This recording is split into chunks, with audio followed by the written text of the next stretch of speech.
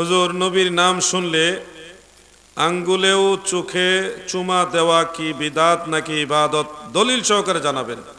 নবীজির নাম শুনে আঙ্গুলে চুমা দিয়ে চোখে মাসেহ করাটা ইবাদত, মুস্তাহাব। আমরা নিজেরা এটা মুস্তাহাব বলিনি, আহলুস সুন্নাহ ওয়াল জামাতের ইমামরা লিখে গেছে এটা মুস্তাহাব।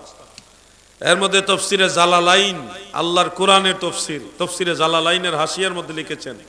ফতোয়ায়ে শামি রদ্দুল মুখতার আলা দুররিল মুখতার, সেই কিতাবের মধ্যে লিখেছেন মুস্তাহাব। দেওবন্দের বড় আলেম আল্লামা আব্দুল হাই লখনবী তার মজমুয়ে ফাতাওয়া, সেই কিতাবের মধ্যেও এটাকে মুস্তাহাব লিখেছেন। কানজুল উব্বাদ বা কানজুল ইবাদ, সেই কিতাবের মধ্যে এটাকে মুস্তাহাব লিখেছেন। ফাতোয়ায়ে সুফিয়া, সেই কিতাবের মধ্যে এটাকে মুস্তাহাব লিখেছেন।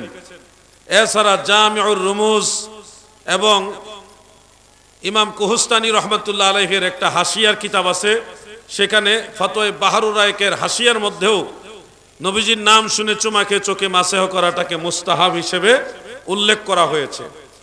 অতএব আমার বক্তব্য হলো, আহলুস সুন্নাহ ওয়াল জামাতের ইমাম যারা, তারা লিখে গেছেন নবীজির নাম শুনে চুমা খেয়ে চোখে মাসেহ করা মুস্তাহাব, এটা ইবাদত, বিদআত নয়, ইবাদত।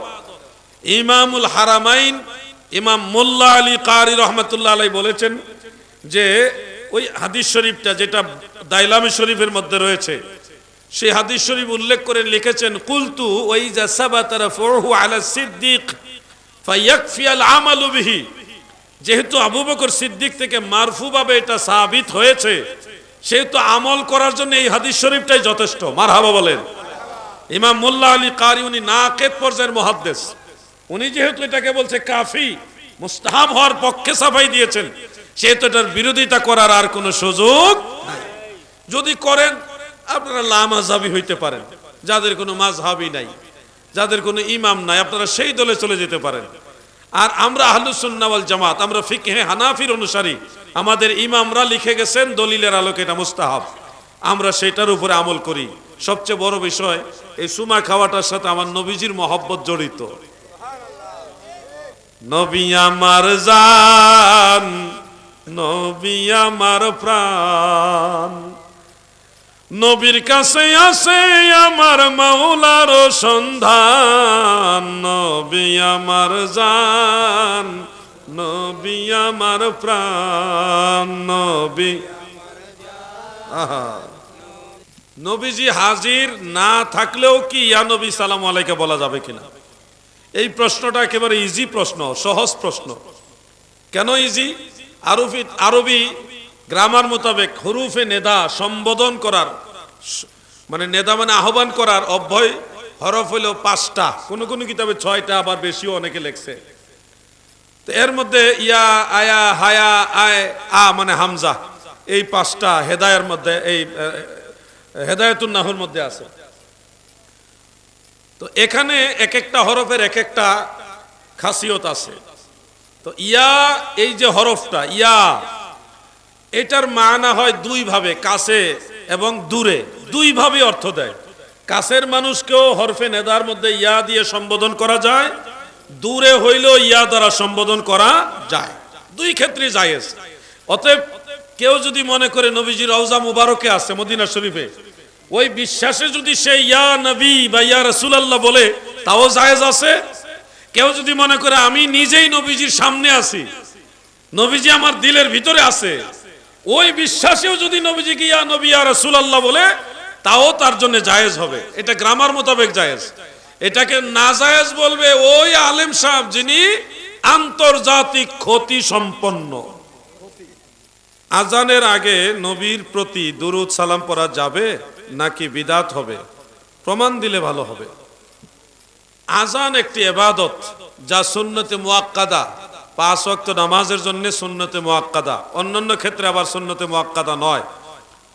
যেমন সন্তান জন্ম হইলে আজান দিতে হয়, ঝড় তুফান আসলে, ঘূর্ণিঝড় আসলে, ভূমিকম্প হইলে আজান দিতে হয়, কবরস্থানেও প্রয়োজন হইলে আজান দিতে পারবেন, এই ধরনের বিধান ফতোয়া শামির মধ্যে আছে।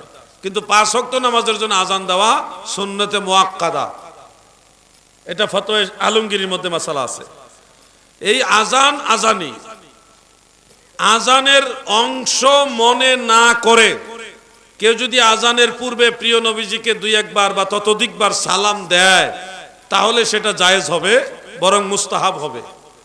কিন্তু কেউ যদি আজানের অংশ মনে করে যে নবীজিকে সালাম না দিলে আজান হবে না, তখন এটা বিদআত হবে। মূল নীতি, মূল জিনিসটা আপনারা বুঝবেন। আজানের অংশ মনে করে আমরা কেউ নবীজিকে সালাম দেই না। আজান আজানি, এর আগে নবীজিকে মহব্বতে সালাম দেই, ঠিক কিনা? এই যে মহব্বতে আজানের পূর্বে নবীজিকে সালাম দেওয়ার দলিল কোথায়? দলিল হলো হযরতে বেলাল রাদিয়াল্লাহু আনহু। তিনি আজান দেওয়ার পূর্বে দুইটা কাজ করতেন। এক নম্বর হলো সুনানু আবি দাউদের মধ্যে উল্লেখ, মদিনা মুনাওয়ারায় বনি নাজ্জার গোত্রের একজন বড় ঘরের মালিক, একজন মহিলা, বনি নাজ্জার গোত্রের একজন ঘরের মালিক ছিল। ওই ঘরটা সবচেয়ে উঁচা ছিল। সেই উঁচু ছাদের উপরে দাঁড়িয়ে হযরতে বেলাল রাদিয়াল্লাহু আনহু আজান দিতেন, ফজরের আজান। আবু দাউদ শরীফের মধ্যে আছে। তো আজান দেওয়ার পূর্বে তিনি সরাসরি আজান দিয়ে দিতেন না। হযরত বেলাল রাদিয়াল্লাহু আনহু সরাসরি ডাইরেক্ট আজান দিতেন না। আজান দেওয়ার পূর্বে তিনি পড়তেন এইভাবে, আল্লাহুম্মা ইন্নী আহমাদুকা ওয়াস্তাঈনুকা আলা কুরাইশিন আন ইউকিমু দীনাকা ক্বালাত সুম্মা ইউআযিনু। ওই মহিলা সাহাবিয়া রাবি তিনি বলেন যে এই দোয়াটা তিনি পড়তেন, এরপরে আজান দিতেন, কখনোই এটা মিস করতেন না। যার ফলে 1400 বছর পরেও মুয়াজ্জিনরা ফজরের আজানের আগে ভালো একটা দোয়া পড়ে এরপর আজান দেয়। কথা ঠিক আছে নি? ওই নবীজির জামানা থেকে এটা চলে আসতেছে। হযরত বেলাল রাদিয়াল্লাহু আনহু আজান দেওয়ার আগে দোয়াটা পড়তেন, আল্লাহুম্মা ইন্নী আহমাদুকা ওয়াস্তাঈনুকা আলা কুরাইশিন আন ইউকিমু দীনাকা। এই দোয়াটা পড়তেন, পরে আজান দিতেন। এখান থেকে মাসআলা ইস্তেমবাত হয় যে আজানের পূর্বে ভালো দোয়া পড়া জায়েজ আছে। যদি জায়েজ না হইতো হযরত বেলাল আজানের আগে দোয়া পড়তেন না। মাসালা বুঝতেছেন আপনারা? দ্বিতীয় পয়েন্টটা খেয়াল করেন। আরেকটা হাদিসের কিতাব, ওটার নাম মুজামুল আওসাত লিত-তাবারানী, প্রায় 1100 বছরের আগের কিতাব এটা। যিনি এই কিতাব লিখেছেন উনি 360 হিজরিতে ইন্তেকাল করেছেন। 360 হিজরি, 1446 থেকে 360 মাইনাস করেন, দেখেন কতশো বছর হয়, প্রায় 1100 বছর হয়। সেই কিতাবের মধ্যে নির্ভরযোগ্য সনদ একটা হাদিস রয়েছে। হাদিসের মূল মতনটা হলো এইভাবে, عن أبي هريرة رضي الله تعالى عنه قال كان بلال رضي الله تعالى عنه إذا أراد أن يقيم للصلاة فقال السلام عليك أيها النبي ورحمة الله وبركاته رواه الطبراني في الأوسط। হযরতে আবু হুরায়রা বলেন, আল্লাহর নবীর মুয়াজ্জিন হযরতে বেলাল ইবনে রাবাহ রাদিয়াল্লাহু আনহু যখন নামাজে দাঁড়ানোর ইরাদা করতেন, নামাজে দাঁড়ানোর ইরাদা মানে ইচ্ছা করতেন, তখনই তিনি নবীজিকে সালাম দিতেন। নামাজে দাঁড়ানোর ইরাদা দুই ভাবে হইতে পারে। একটা হলো একামত। একামত মানে হলো নামাজ শুরু হয়ে যাচ্ছে, কদ কামাতিস সালাহ, নামাজ শুরু হয়ে যাচ্ছে। ওই হেতুক তিনি একামত দেওয়ার আগে নবীজিকে একবার সালাম দিয়া তারপর একামত দিতেন। আর প্রাথমিকভাবে যখন আজান হয়, আজানটা শুনলে আমাদের মনে নামাজের ইরাদা আসে, এই আজান হয়ে গেছে, নামাজের সময় হয়ে গেছে। এই জন্যে নামাজের দাঁড়ানোর ইরাদা হিসেবে আজানের পূর্বে অথবা একামতের পূর্বে দয়াল নবীজিকে একবার হইলেও সালাম দেওয়া হযরতে বেলালের সুন্নাত। সুবহানাল্লাহ।